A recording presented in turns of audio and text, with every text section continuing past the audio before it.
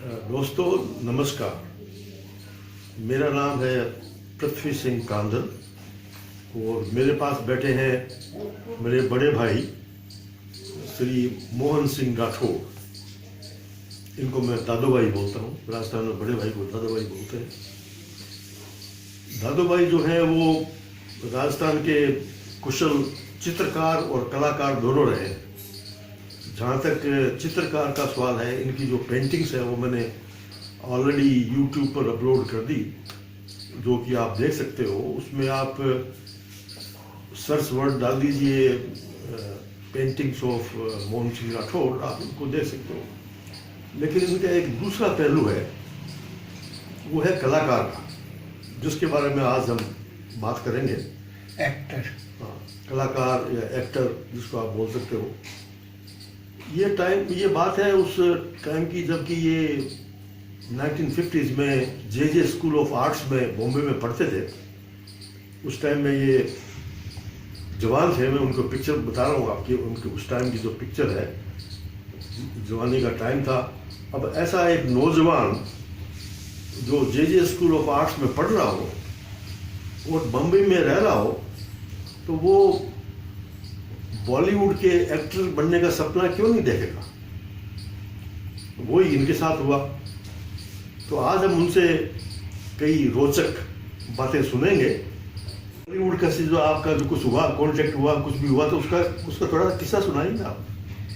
वो एक दिन क्या है कि मैं अंधेरी में रहता था, बैठा हुआ तो अचानक ख्याल आया कि यहाँ पर गुलाम मोहम्मद साहब से मिलने चलते हैं। अच्छा। गुलाम मोहम्मद साहब म्यूजिक डायरेक्टर थे। अच्छा। 15 साल तो नौशाद साहब के असिस्टेंट रहे, बाद में इंडिपेंडेंट हो गए। अच्छा। तो उनका फ्लैट था खारपाली हिल रोड पर, तो मैं वहाँ पर चला गया। गुलाम मोहम्मद साहब ने देखते ही कहा, आओ आओ मोहन सिंह जी, बहुत दिनों बाद आया यार। माने भूल गया क्या थे, मारवाड़ी में बोलता था, बीकानेर की लैंग्वेज में। अरे बीकानेर से थे। हाँ, बीकानेर से ही थे। और उनकी फेमस पिक्चर जिसमें म्यूजिक दिया पाकीज़ा थी। हाँ, पाकीज़ा थी, लास्ट फिल्म थी उनकी। इससे पहले कई फिल्मों में म्यूजिक दिया उन्होंने। हाँ, तो उनका एक वो दिले नादान फिल्म का फेमस गाना था, जिंदगी देने वाले सुन तेरी दुनिया से जी भर गया। तलत महमूद का गाना फेमस, हाँ, तलत साहब का, उनकी आवाज में। और कई फिल्में, दिले नादान और कई फिल्मों में, मिर्जा गालिब में भी उन्हीं का म्यूजिक था, शम्मा में था, और पारस परदेश पुरानी फिल्मों में बहुत दिया म्यूजिक। अच्छा। तो मैंने कहा, वो गुलाम मोहम्मद साहब, और क्या हाल है? क्या हाल तो ठीक है। मोहन सिंह जी, ऐसा है ना कि आप एक्टर भी अच्छे हो, बोलते भी अच्छे हो, आवाज़ भी अच्छी है, फिल्मों में काम क्यों नहीं करते? तो मैंने कहा, गुलाम मोहम्मद साहब, ये डायरेक्टरों के, प्रोड्यूसरों के चक्कर कौन काटे? कि नहीं नहीं, ऐसी कोई बात नहीं, मैं अभी कंपनी जा रहा हूँ। स्टूडियो को कंपनी बोलता था। हाँ, आओ मेरे साथ चलो, आप गाड़ी में बैठो। वहाँ चलते पाकीज़ा के सेट पर। तो मैंने पूछा, पाकीज़ा में म्यूजिक का मेरा ही तो है। हाँ, अरे गुलाम मोहम्मद साहब, क्या बात है, चलो चलते हैं।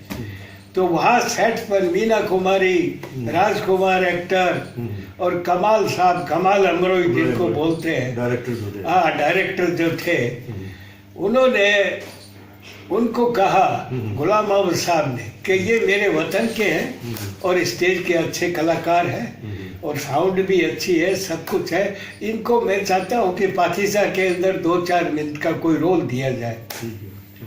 तो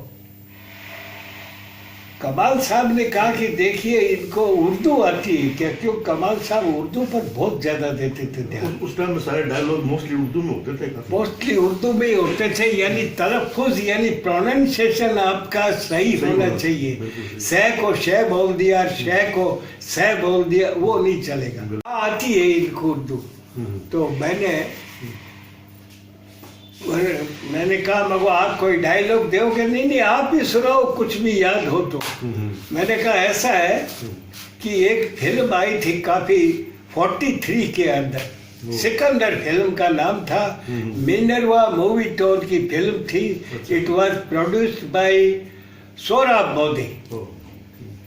तो उसके अंदर पृथ्वीराज कपूर, स्लिम बॉडी थी उस जमाने में, सिकंदर बनता है और वो राजदूत का भेष बनाकर कोर्ट के अंदर आता है और एक पैगाम देता है।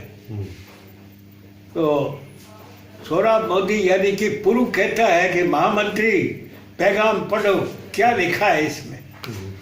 तो पैगाम में जो लिखा है वही मैं आपको बतला रहा हूँ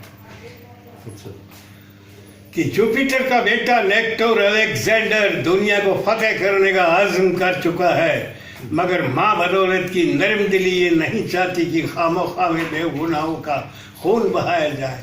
इसलिए जिस तरह से दूसरे मुल्क व अमन हमारे सामने झुके हैं और हमें रास्ता दिया है, आप भी हमें रास्ता दें तो आपको हर साल बैतौर खिराज 1000 हाथी और 200 सोने के अंडे नजर किए जाएंगे। क्या आपको मंजूर है? तो पुरु कहता है कि महामंत्री, हीरे जवाहरात से जड़ी हुई 2 रोटियां हमारी तरफ से राजदूत को भेंट करो, नजर करो। जब राजदूत कहता है कि महाराज ऐसे तौहीन भरे आवेज़ो अल्फाज आप हमारे शहंशाह के सामने ना कह सकेंगे। तो पुरु कहता है हम जो कुछ कह रहे हैं तुम्हारे शहंशाह के सामने ही कह रहे हैं। हाँ बोले महाराज आपके पास अक्लमंद आदमी की आंखें हैं मगर दलेर आदमी का दिल नहीं। हमारी हिम्मत की भी तो दाद दीजिए जो हमें अकेले को आपके राज दरबार में ला खड़ा किया है। तो पुरु कहता है और अगर आपकी हिम्मत को कैद करके बंदी खाने में डाल दे तो महाराज दुनिया ये कहेगी कि पुरु ने एक निहत्थे को खाने में डाल दी, कोठरी में फेंक दिया। तो जाइए महाराज, अभी आप अकेले हैं, निहत्थे हैं, हमारी और आपकी मुलाकात युद्ध भूमि में होगी। लेकिन हाँ महाराज, आपने हिंद की तलवारें देखी हैं मगर हिंदुस्तान के तलवारबाज नहीं देखे। जब पृथ्वीराज कहता है कि हाँ, जब हम आपकी तलवार की काट देखेंगे तो उसकी भी तारीफ करेंगे। बोले जाइए महाराज, अभी आप अकेले हैं, निहत्थे हैं और हमारी रात की मुलाकात कल युद्ध भूमि में होगी।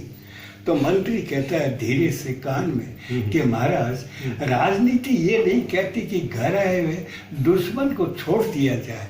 उस वक्त सिकंदर बोलता है कि खामोश, जब 2 एक ही तबके के शहंशाह आपस में गुफ्तगू में मशगूल हो उस वक्त तुम बीच में दखल अंदाजी करने वाले कौन होते हो। खास कि तुम हमारे दरबार में होते तो हम तुम्हें तहजीब और आदाब सिखलाते। कि महामंत्री खामोश, महाराज को बाइज्जत दरिया के पार तक पहुंचा के आओ, खबरदार कोई आंच नहीं आए।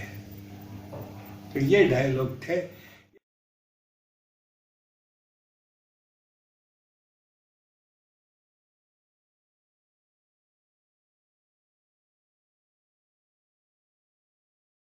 ये डायलॉग सुनते बेटे को कहा कि अंधेरी से उनको मोहन सिंह जी को लेके आ और उनका रोल आ गया है। तो जब वो गया तब गेस्ट हाउस के मालिक ने कहा कि आप रजिस्टर में देख लो, वो 15-20 रोज के लिए बीकानेर गए हुए हैं, मालूम नहीं कब आएंगे, कह नहीं सकते। तो फिर वो रोल कमल कपूर को दिया। तो कहा गुलाम मोहम्मद साहब को कहा भी मीना कुमारी ने कि वो उस दिन वो जो लाए थे लंबे से वो आपके वो अच्छे डायलॉग बोले थे, वो कहाँ है? क्या वो तो है नहीं, अपने वतन गए हुए हैं, मालूम नहीं कब लौट के आएंगे। ये बात थी।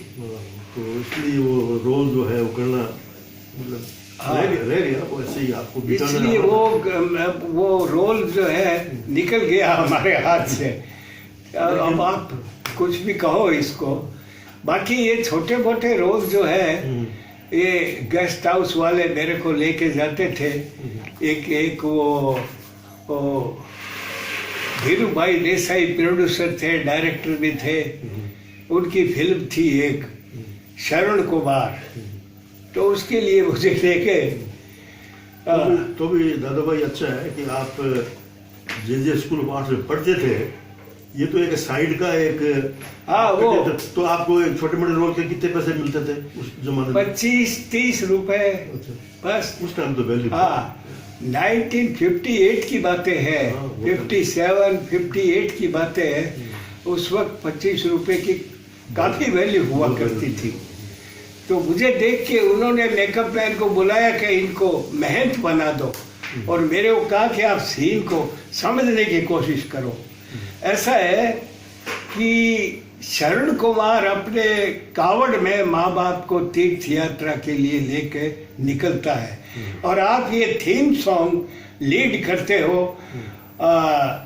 ये भरतव्यास जी का लिखा हुआ है, रफ़ी साहब की आवाज़ है, अच्छा। और इसके गीत के बोल है, बात पिता का नाम गूंजता पल पल जिसकी सांस में, कोई ऐसा लाल बताए दुनिया के इतिहास में।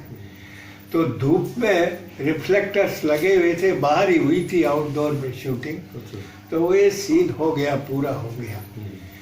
फिर एक बीकानेर में शूटिंग हुई थी, 92 या 93 की बातें हैं ये। 1000 घोड़ों का सवार एक धारावाहिक आया था 13 एपिसोड का। उसके अंदर डायरेक्टर मोहन सहगल ने मुझे खलनायक के रोल के लिए सेलेक्ट। तो दादा भाई, आपने जो बम्बई में जो कलाकारी की आपने, उसकी आपने जो रोचक बातें हमें सुनाई, वो बहुत ही इंटरेस्टिंग है। मुझे पक्का है, विश्वास है कि जो दर्शकों को बहुत ये पुरानी बातें बहुत अच्छी लगेंगी। तो अगेन बहुत बहुत थैंक्स।